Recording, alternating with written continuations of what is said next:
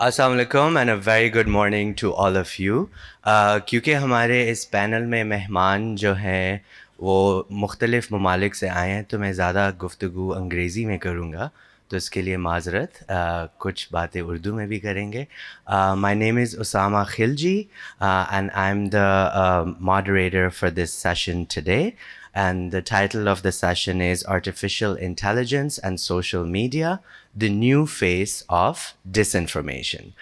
So while we wait for a few speakers to come in, I think I'll start with introducing the speakers that are already present here with us. And thank you so much for being punctual. I know it's early. I know it's a Sunday. Everyone's had a busy Saturday night. There's Basant, but everyone's in this hall, so that's already very impressive. So I'll start with His Excellency Wim Geerts, who's the Netherlands Human Rights Ambassador, engaging globally on protecting civic space, freedom of expression, and the rights implications of emerging technology. So Mr. Geerts, please, if you could join us on stage. We're also joined by Niha Dagia. Neha is part of Dawn News English's English language journalism ecosystem, working at the intersection of reporting, verification, and the public trust in a fast-moving news cycle. So to represent the vibrant media industry of Pakistan, Neha, please join us on stage. And third, we're joined by Olivier Mailloux. I hope I said your name correctly, who is a lawyer with the Marseille Bar Association in France. And he's bringing a legal practitioner's perspective on defamation, harassment, evidence standards, and cross-border enforcement challenges in digital spaces. So thank you very much for offering a law perspective on this panel. We're also joined by Dr. Toyosi Akerele-Ogunsiji, who's a Nigerian AI governance and policy expert and responsible innovation advisor. Her work bridges security research, storytelling, and public interest innovation to strengthen the digital futures of people and institutions. So Dr. Toyosi, thank you so much for joining us. And lastly, we will have Asad Baig, who's the founder of Media Matters for Democracy, who will join us also. Thank you, Asad, for being here. He's a Pakistan-based organization focused on digital rights, media ecosystems, and accountability in online information spaces. So he tracks how coordinated networks, platform incentives, and political economies drive misinformation and disinformation, and what evidence-based countermeasures can look like. So as you can see, we have a very diverse panel with people from 3 different continents here to talk about AI and disinformation, which is very fitting because of the cross-border nature of how disinformation networks really work these days. And you know, what's different about the disinformation that's facilitated by artificial intelligence? Well, it's very hard to discern what is real and what is not. I'm sure I'm not the only one who's going through social media and thinking, is this AI or not? You know, that's the big question that these days everyone's asking. And because we have so much AI generated content, the line between reality and what is not real is increasingly blurred, right? And what does that end up doing? It ends up really warping our sense of reality because we have these bad faith actors, but also good faith actors using AI generated content to influence elections, to influence narratives, and to influence you know, different incentives that people have. And of course, a major aspect of this is also technology AI-facilitated gender-based violence, in which we see that women, trans people, and gender minorities are increasingly targeted, through deep fakes and through AI-generated content. And in this one research I was doing last year, somebody said in Pakistan that previously you could throw acid on a woman to ruin her life, but now you can just generate a deep fake to ruin their life. And that's just the sort of reality, unfortunately, that we're facing. So in this panel, I'm very honored to be joined by all these various diverse experts with us. And what we'll be discussing in the first round of questions is the AI playbook, that how does AI really function, and how are different actors using it, and how are our experts in their distinct industries grappling with it. And in the second round of questions, we'll go towards responses and solutions, but responses and solutions that don't break rights, right? Because a lot of times we hear people saying, oh, ban this platform, or oh, take down this content. But then we don't want legitimate speech to get impacted by that. We don't want AI regulation to end up becoming censorship regulation. So without further ado, I'll start with the first round of questions. We'll have a couple of rounds from the experts, and then we will have the opportunity for questions and answers from the audience. So I'm told we cannot go over 12 p.m., so that gives us 45 minutes. So what I'll do is maybe, our speakers can restrict their responses to around 3 minutes. So that'll give us half an hour for the 2 rounds, and then we'll have 15 to 20 minutes for questions and answers. So I'll start off with Asad. Asad, what patterns are you seeing in Pakistan specifically? Who benefits from, AI facilitated disinformation? The political actors? Are they commercial operators? Are they foreign linked networks? And what signals reliably distinguish coordinated behavior from organic debates? Because, of course, that's also a political challenge we're facing. So over to you, please. Thank you. I'll try and limit myself in 2.5 minutes and just share the key findings of the work that we've been doing in the past about 8 years. Number one, disinformation is not an incident. There is a whole political economy around it, right?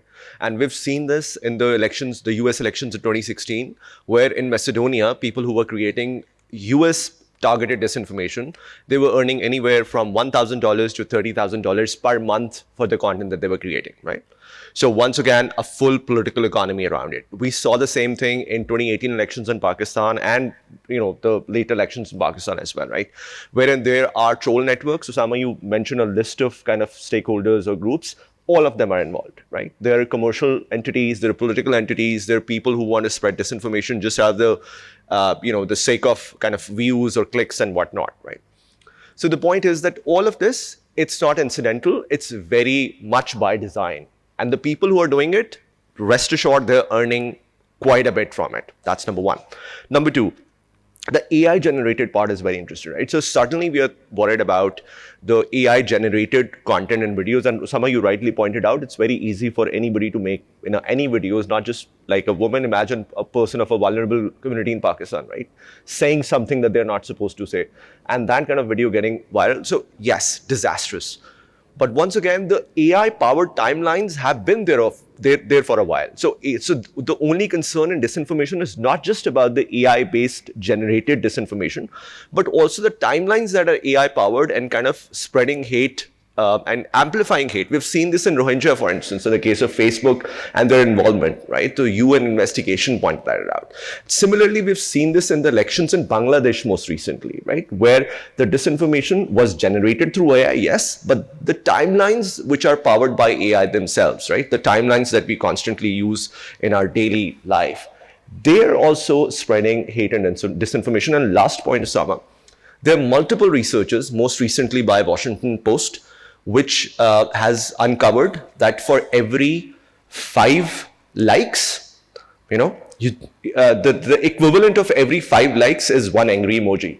So if a post has 1 angry emoji, that's equivalent in the timeline lingo to 5 likes. So any post which has more angry emojis, which creates more anger, emotions, trigger more trauma, whatever, will be seen by the timelines and the AI algorithms as engagement content or engaging content, right? So that's the kind of challenge when we talk about AI and disinformation, not just in terms of generative AI, but also the timelines that are empowering and spreading the hate. Thank you, Asad. And that's a very important point because we have different actors in social media, on social media, using social media for their purposes. But what's also important to think about is how the algorithms are powered by the social media platforms that we're so hooked on to. Because at the end of the day, it's those artificial intelligence linked algorithms that decide what you look at. So I'll move on next to Ms. Niha Dagia. And you know, it's very important to get a perspective from the newsroom. Dawn also does, you know, a regular fact check feature on their website and on the paper. So Neha, what's the newsroom reality? So how often do AI altered clips or images land in your pipeline? What's your verification bottleneck? For example, the time, the tools, the training, the access to resources. How are newsrooms grappling with this new reality? Thank you, Usama. I'm going to try to take my 3 minutes and not more. So there is AI-generated content, which is completely made from scratch. And then there is AI-altered content, which uses existing videos and, you know, images as a baseline, and then it enhances it or adds elements into it to create misleading content. It is often the small edits that change the meaning of, you know, of whatever you're seeing. It could be altered audio or face swaps or you know, reworked captions and so on. In the last 1 year, in the newsrooms, we've seen a spike in AI altered content. There's an iVerify report which says that they found 6-fold increase in AI generated claims, which is itself is quite a lot. Many of the misleading content that we see is related to politics, you know, then there's health and other stuff. But in practical terms, it means that it means that AI generated content, AI generated and AI altered content is most frequently weaponized during, you know, a major development. Like if there's an India-Pakistan war, or something related to, say, Imran Khan in prison, or, you know, so on and so forth. When it's about institutions, it's about states or any major development. So frequent spikes are not random. They track with political, you know, intensity, and also like elections, protests, and so on and so forth. If you're interested in politics, or if you're covering politics, then you should just assume that AI altered content is going to be on your newsfeed. Most of the, I'm going to refer to the iVerify report again. Most of the content that they found was on Twitter and Facebook. But I personally believe that because we don't have access to WhatsApp data, I think WhatsApp is the breeding ground for misleading content. But there's no way that, you know, we can have the numbers.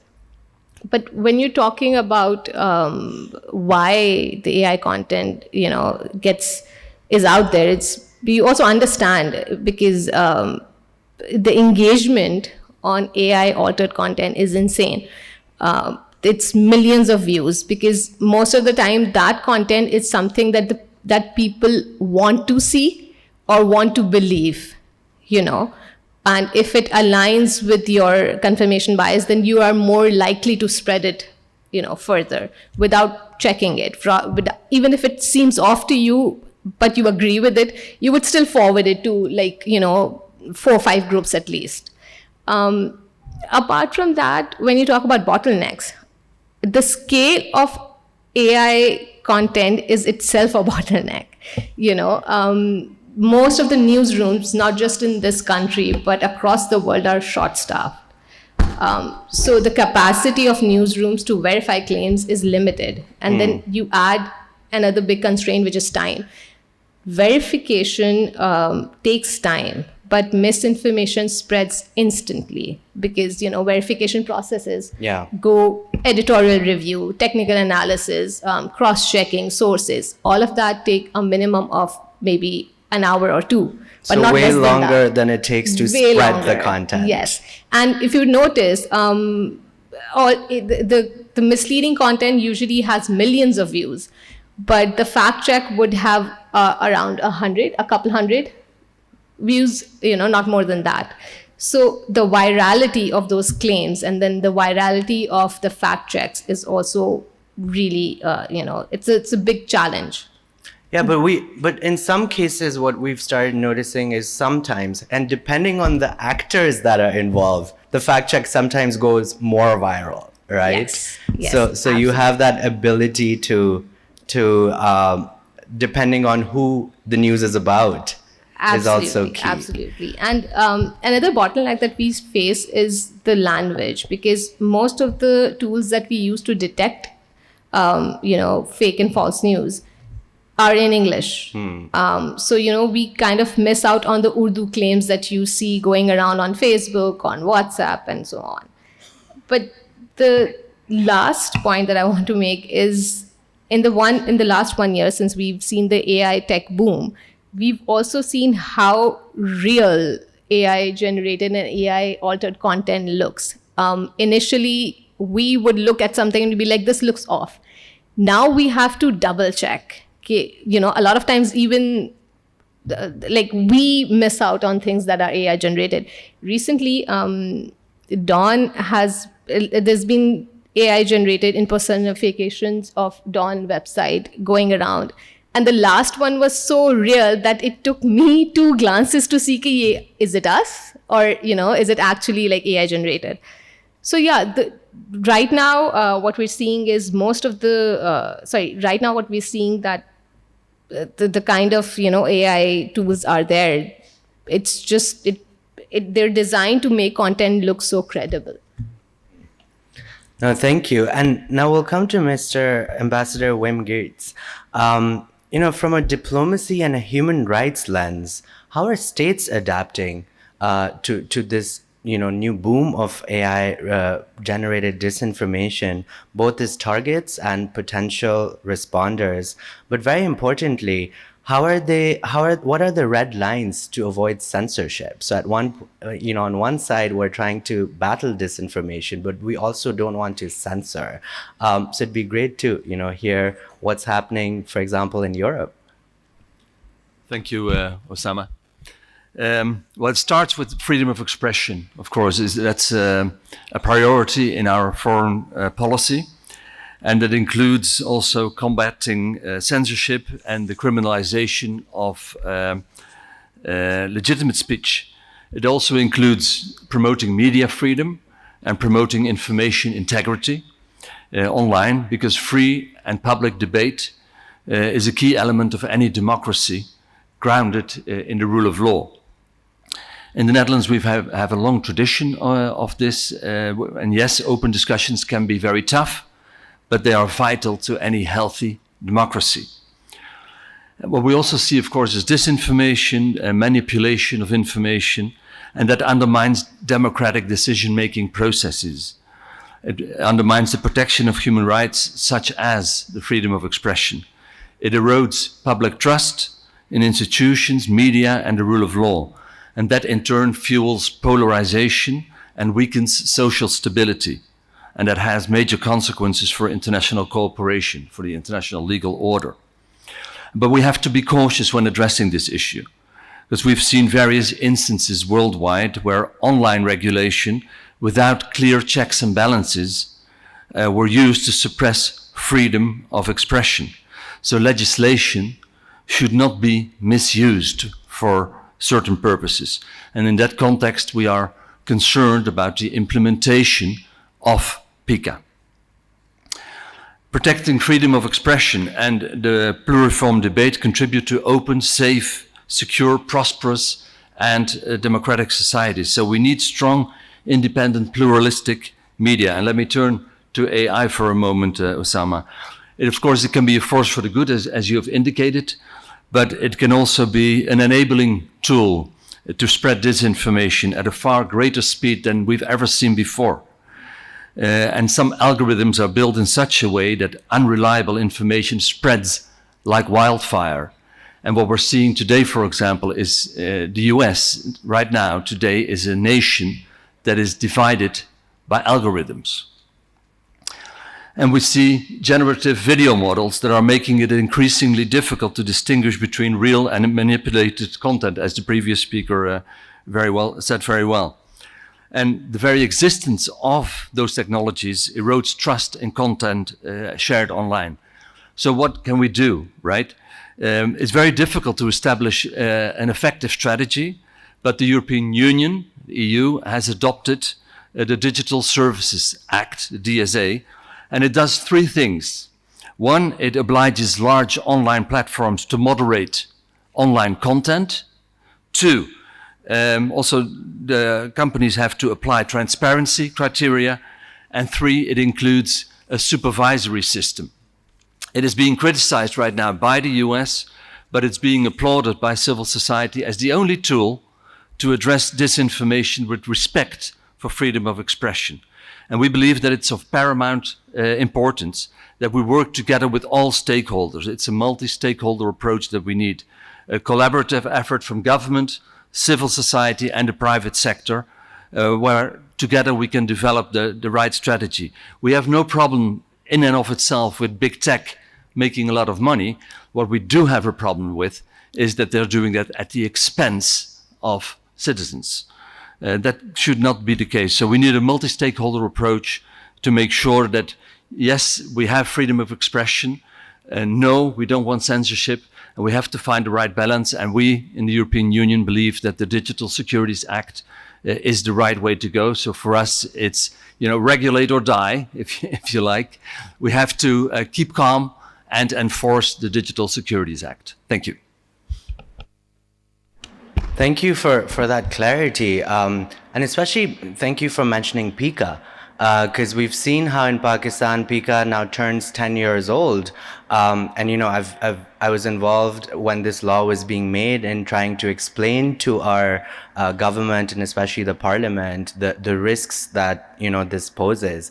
But today we're seeing the fruit of that. Just last month, we saw two human rights lawyers, Iman Mazari Hazir, Hadi Ali Chatta, sentenced to 17 years in jail just for a tweet. And one of the sections that they were charged under was Section 26A, which deals with sharing false or fake information. And as lawyers, their tweets about analysis of the law and their opinion was constituted as false or fake information, and they were sentenced to 2 years in jail because of that, the law that exists. So I think that brings us to Olivier. As a lawyer, it'd be great to get your perspective that where does law struggle the most? Is it jurisdiction? Is it evidence standards? Is it attribution? Or balancing speech rights. So what kinds of cases are actually winnable when it comes to AI and disinformation related cases? Thank you very much. And yes, I just want to say that AI is creating practically a new doubt, a new kind of doubt. People may believe fake content, but they may also stop believing real content. And that's true when everything can be fake, anything can be denied. So practically, I have some practical countermeasures that we can examine together. We are talking about the evidence, and digital evidence is very tough to trust. And the first countermeasure is make authenticity visible. We need systems that help people know what is real. One tool could be watermarking, a technical mark to AI content. Another tool is provenance, a secure record of where content comes from and how it was edited. I think that there is a second countermeasure that it would help a lot. This is the platform responsibility and algorithm audits. You know, exactly like me, and in France today the same, platforms are never neutral, and they reward content and create strong emotion because emotion increases clicks. And this can amplify anger, fear, and polarization. So practically, I think that we need an independent audit and high impact algorithms. Real audits with clear standards. And we need strong action against coordinated inauthentic behavior like both farm, fake account, and hidden influence operation. And you know, practically, I think that we must find a new balance between the protection of what we are talking about and never control it. But it's very tough. And you know that there is a very sensible and very high-end risk level about the election protection with narrow and time-limited measures. You know, during election, speed matters. False consent spread faster than correction. We need rapid response protocol between electoral authorities, platform, and independent fact checker. I think that this measure must be narrow, transparent, and subject to review. The goal is not to make it silence, but is stop deception and protect fair choice. The last thing I want to talk about is about civic resilience and education. Technology never solves this alone. And I think that the strongest defense is an informed public. We should teach EA literacy, how deepfake works, how micro-targeting works, and how manipulation uses emotion. This should be a part of school, law school, university, and public campaign. It's sort of, I think that I was thinking about powerful methods. It's, I call that pre-bunking. We explain common manipulation tricks before people face them, and we try to create a mental resistance. It's like a vaccine against propaganda. So about the case, what we can do, you know, I think that we are talking more a little bit more after, but we need first a constitutional rights protection, and we must add in our constitution, I think about France, a new chart of fundamental rights of digital rights, because human rights are never offline. They are online. So we must have a new conception of fundamental rights with digital asset, digital proclamation.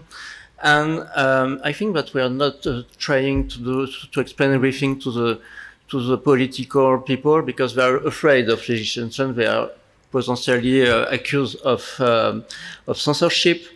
But I think that new rights, like it was the same in the environmental law and environmental constitutional law, we need a chart of fundamental rights of the numeric. So it could be very nice. And about the trial, I count a lot with ECDH and trials on Supreme Court, Conseil Constitutionnel, High Court, and about to try to balance.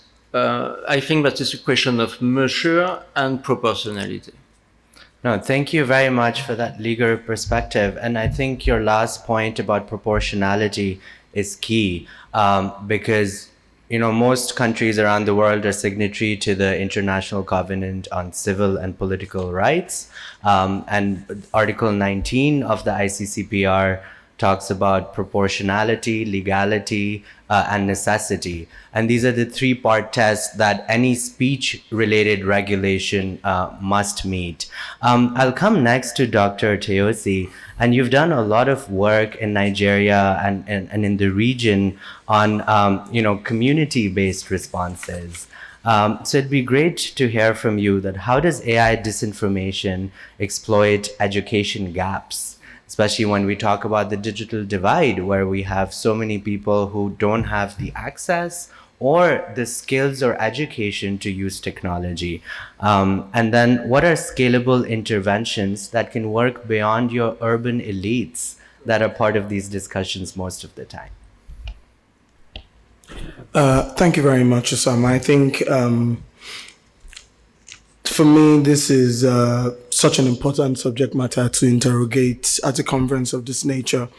Since I got to Pakistan 2 days ago, it's been such an eye-opener for me to understand that some of the challenges we think that we face in our own parts of the world and our regions are very similar to those that, other people, face in other parts of the world. And, when we talk about artificial intelligence and, that gap in terms of education and, the widening dissimilarities that, we see in how the elites and educated people use and apply, information, education and access to it in comparison to the way that people in rural communities do. I see three things. Number one, it's a media literacy problem. The fact that first we cannot focus on centralizing truth without understanding that truth itself is emotional and is social.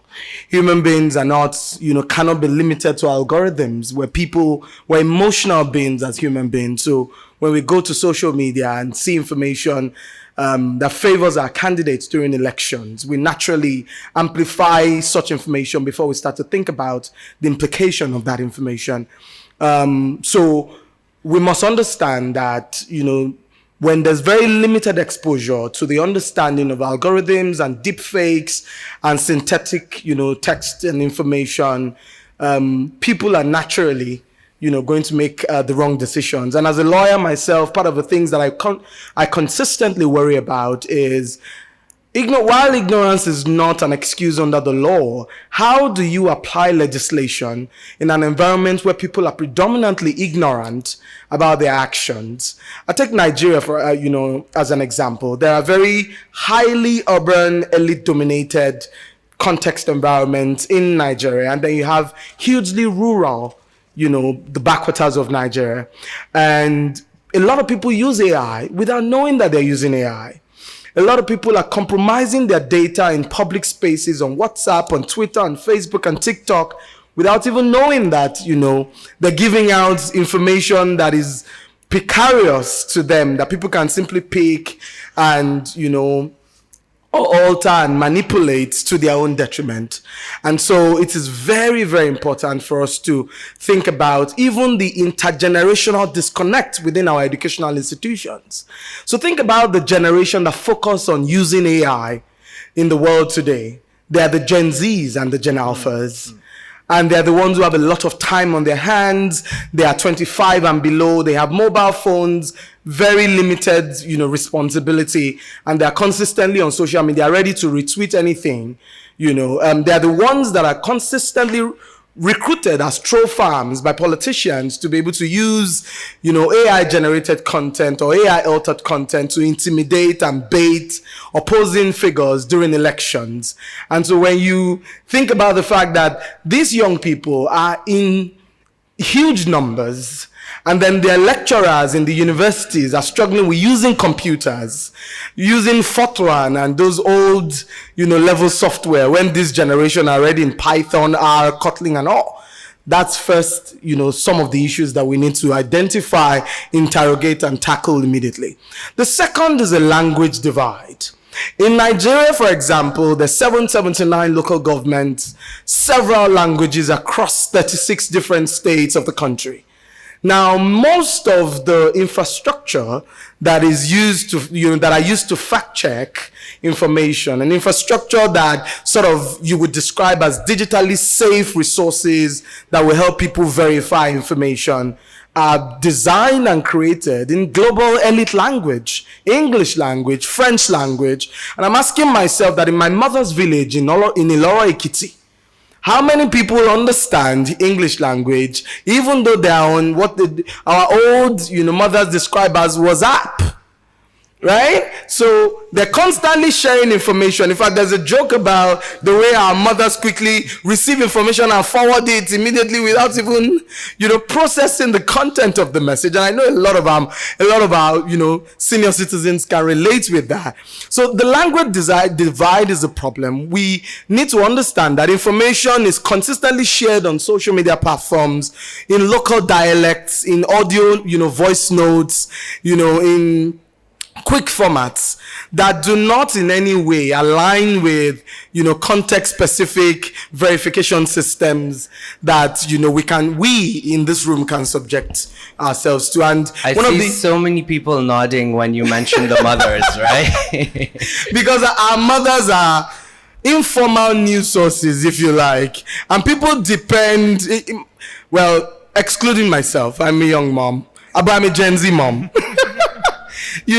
But you think about this, and I'm asking myself, how do we tackle these issues without pointing fingers, without using the same legislation that is funded by taxpayers' money to begin to prosecute our citizens because we did not provide the right education, the right orientation, and the right, the rightful means of inculcating a sense of responsibility in our citizens.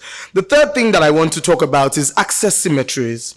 The importance of the fact that a lot of people, before information travels within our rural communities, before it gets to formal sources like news, our mobile phones, which are informal sources, are faster and more efficient than the proper institutional news platforms that we're used to.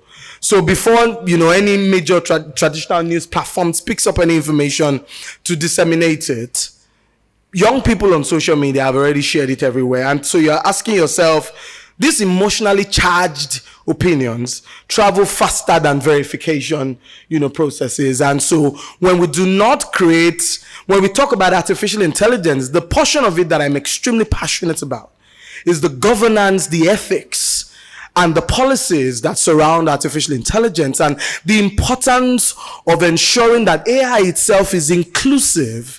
Because the way AI in the world is currently designed is that it's for people who have a certain level of understanding. And so you cannot, Usama, institute artificial intelligence within the context of only technologists and policymakers. You need language experts who are able to go into rural communities and do some type of orientation for them. And so you ask me, because my mindset is typically always solution oriented and not just lamenting about the problems. Number one, how are we going to begin to involve verification segments into our radio programs? What are we going to do, and how are we going to begin to make sustainable investment in the training of content creators and local journalists? Because the question again is, in the world we live today, we grew up knowing that journalism was practiced by people that went to school to study journalism and proper professional media reporting. Today, everybody who's carrying a mobile phone is a content creator and a journalist. And so how do you empower local content creators to be able, because you can't stop them.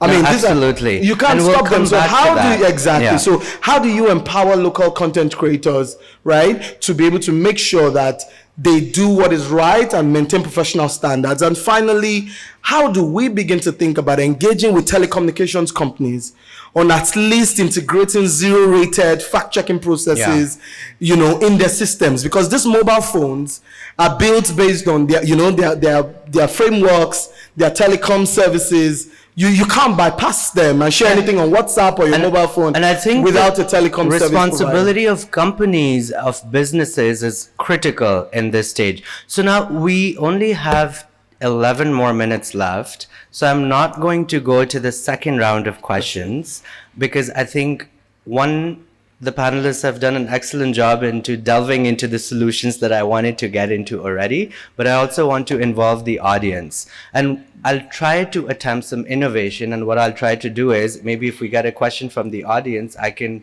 mix it with the question I had for the panelists so we can get a balanced perspective. So if there are any questions from the audience, please raise your hands and someone will bring a mic to you. Anyone want to ask or comment anything? Thank you so much for this. It's very interesting conversation. I just had a quick question from the example of Nigeria, and I presume this was covered earlier on. Apologies, I came a bit late. So what has been the Nigerian experience of dealing with some of the social media platforms if you need to engage to take off some content or to explain the localized risks that might impact Nigeria? Because I'm very curious to see the comparison with the Pakistan experience. In Nigeria, we've gone through, the hell and the high waters, but we're also evolving in terms of how we're adopting AI. We now have a national AI policy, a national AI strategy, that covers a broad spectrum of different issues, which we cannot address in 1 minute. So I'm definitely happy to have a proper conversation with you after this.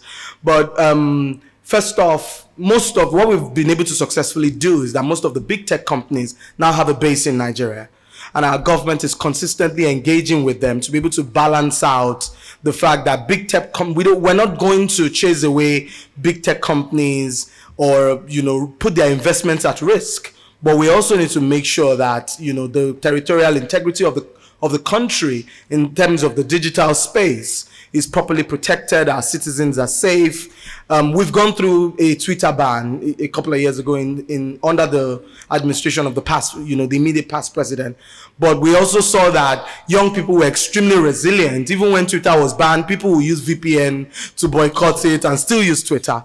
That's very familiar in Pakistan. We went through a 1 year long Twitter ban. So the point is, again, it takes me to the importance of consistent engagement with the big tech companies. It takes me to the subject of big tech accountability, and it takes me to the fact that it is important for the big tech companies to focus on employing and engaging the services of locals who understand the context and the environment, and who will protect their business as much as they protect, as much as they will uphold their own allegiances as citizens of the country. But I'm happy to have another conversation about Nigeria after the panel. Thank you. No, thank you.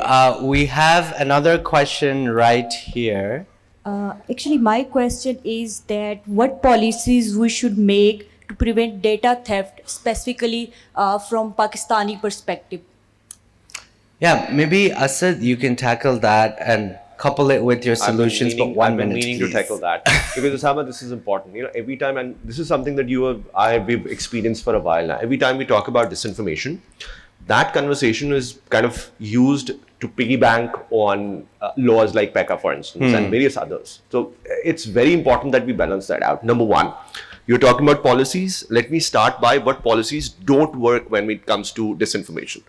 Any kind of criminalization of speech does not work. Not only that it doesn't work, it's counterproductive because it kind of disrupts that ecosystem that our colleague from Nigeria was talking about, right? Where it disproportionately affects the people who are vulnerable, and it does not affect the people who are actually spreading disinformation for money.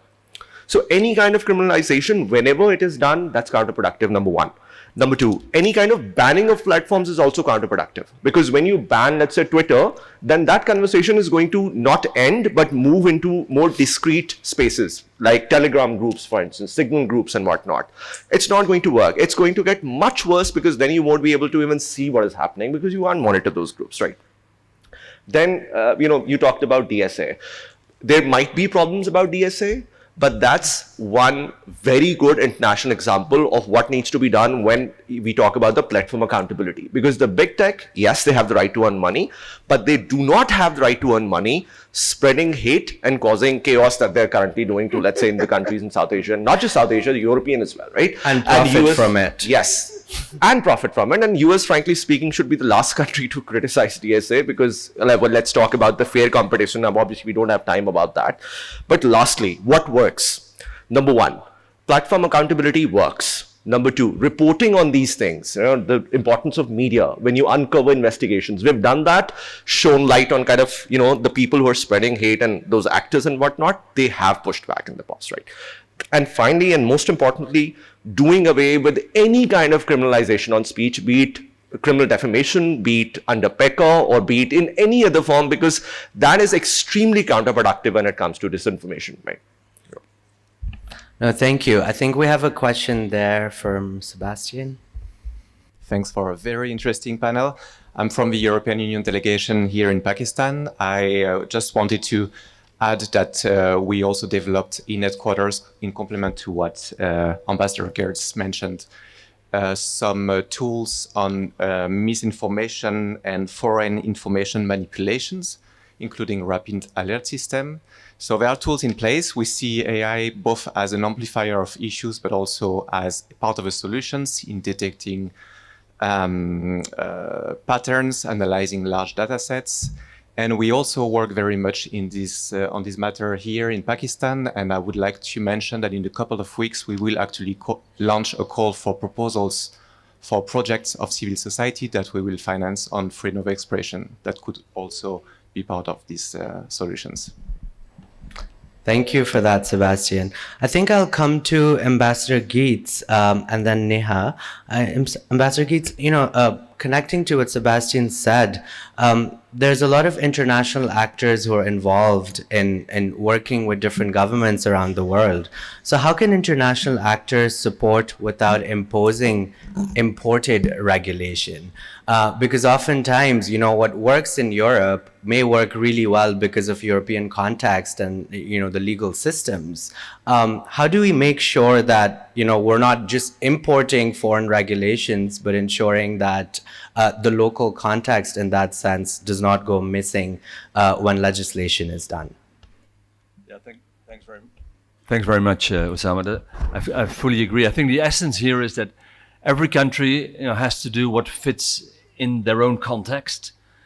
So we are not telling here, we're not here to tell Pakistan what to do or not to do. That's up to Pakistan. But what we can do, and that's why I think this is such a good panel or a good session to have, is we can, learn from each other by sharing experiences and by sharing good practices.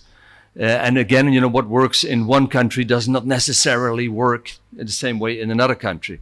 But the bottom line, I really want to underline that one more time, is that it is really important to hold big tech to account. They can and must do more, encountering hate speech, encountering unwanted content than they are doing today.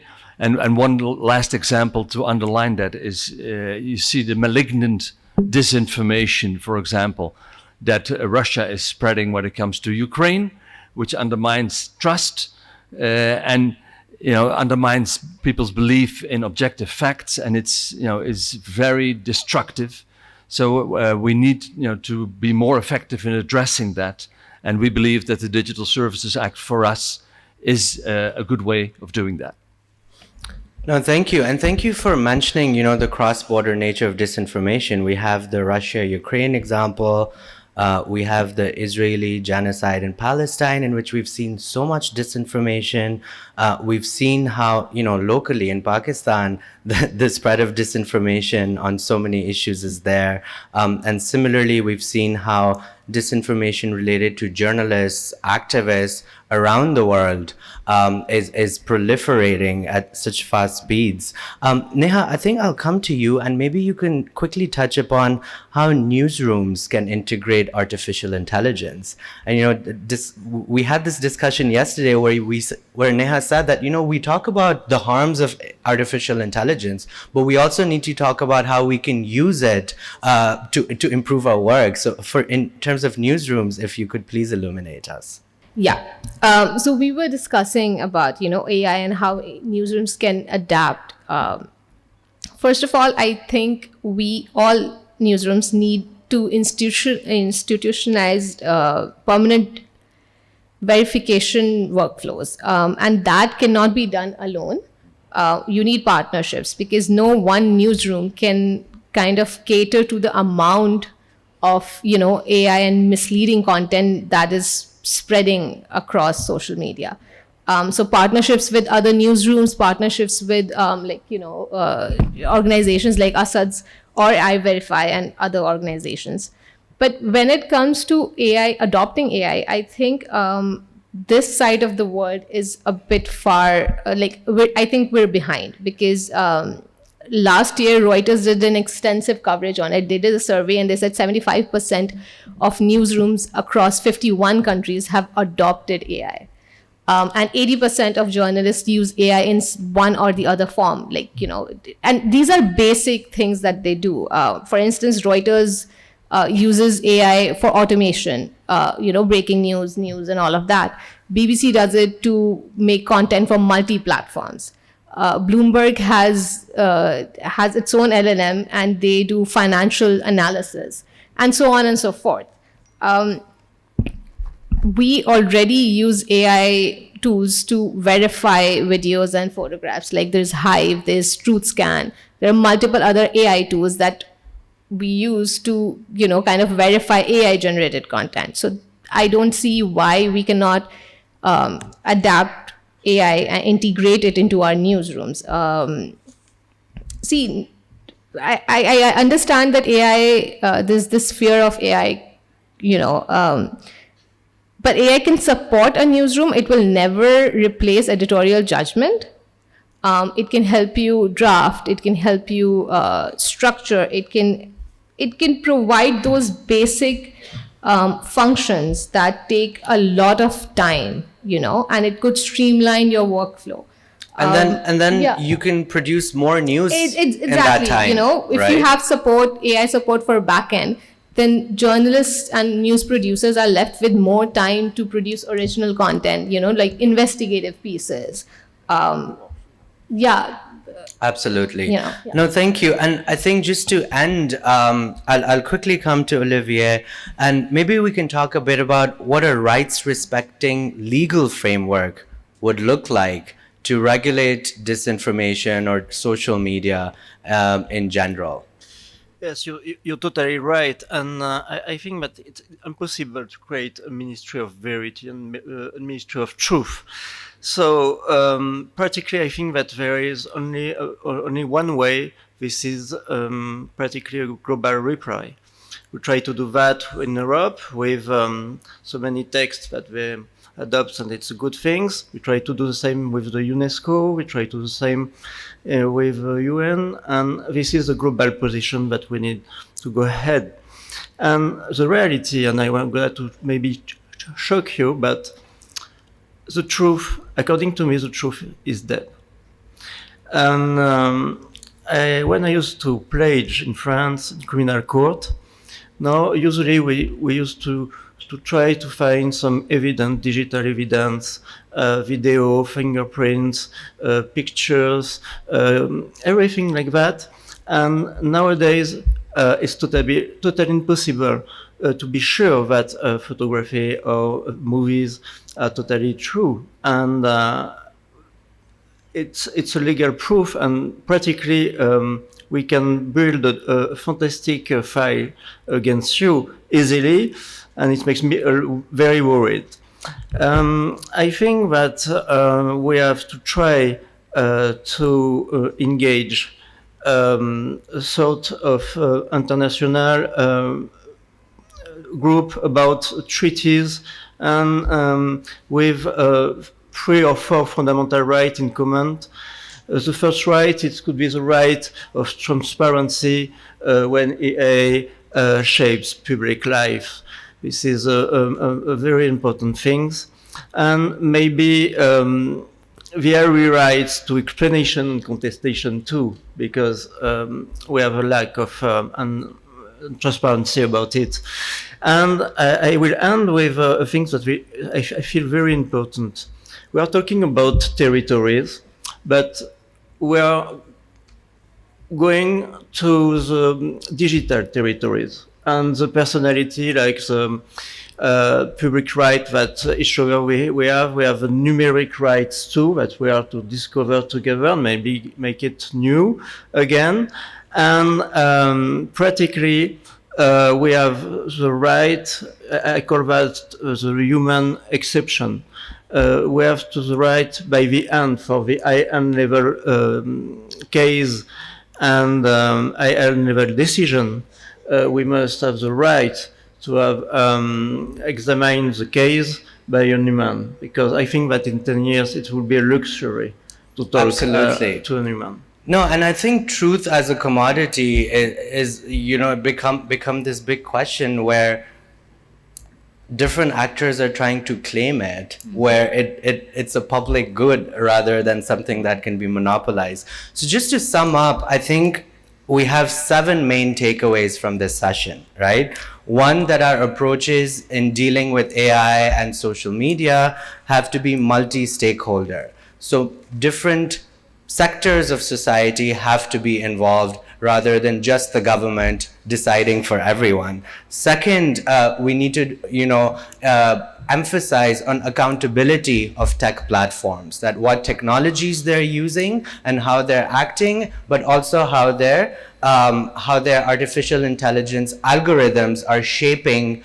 our entire political and social realities. And third, that any solution has to be rights respecting and has to be transparent. Rather than punitive, right? And fourth, that media and digital literacy is key for populations to understand the information that they're consuming and processing every day. Fifth, that newsrooms need to adapt AI and use it to become more productive rather than using. Newsrooms need to use AI to save time, and then use that resources, the human resources, to report more rather than relying on AI to do the reporting. Sixth, that community and local contexts are very important. So when we're talking about solutions, we need to talk about the digital divide that exists, and we need to take into account the different levels of digital literacy that exist, but also the different level of access that communities have, and not forget those. And lastly, and very importantly, that the criminalization of speech has to end. So speech must be decriminalized, and banning platforms, of course, can never be a solution. So I'm very grateful to the excellent and diverse panel for sharing your insights, and we hope that we can take away a lot from this session moving forward. Thank you very much for joining us.